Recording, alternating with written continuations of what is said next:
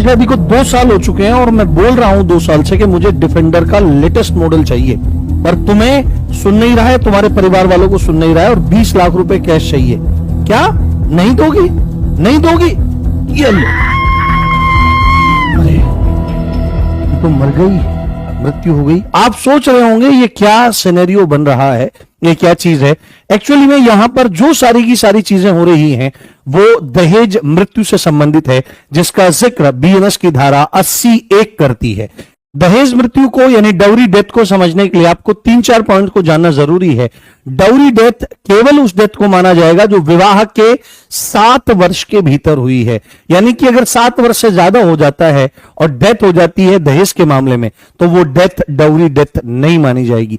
पहला पॉइंट के 7 साल के भीतर होनी चाहिए। दूसरी बात है जला करके या शारीरिक चोट पहुंचा करके असामान्य परिस्थितियों में उस महिला की मौत होनी चाहिए।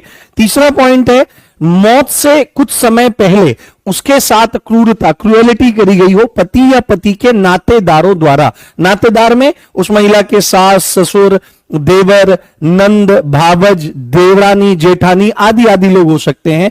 साथ में उस क्रूरता करने के साथ साथ दहेज की मांग भी की जानी जरूरी है। तो ये सारे पॉइंट्स जहां पर मिल जाते हैं ऐसा पूरा का पूरा एक्ट दहेज का अपराध गठित करता है और इसी का दंड भी इसी धारा के अंतर्गत, धारा 80 के अंतर्गत ही बताया गया है, जहां पर मिनिमम 7 साल की सजा होगी और मैक्सिमम आजीवन कारावास तक हो सकता है। तो जिसके भी दिमाग में दहेज का कीड़ा हो उस तक ये वीडियो जरूर भेज दो। और दहेज के लिए एक पॉइंट है, दहेज के लिए मांग का होना जरूरी है, डिमांड का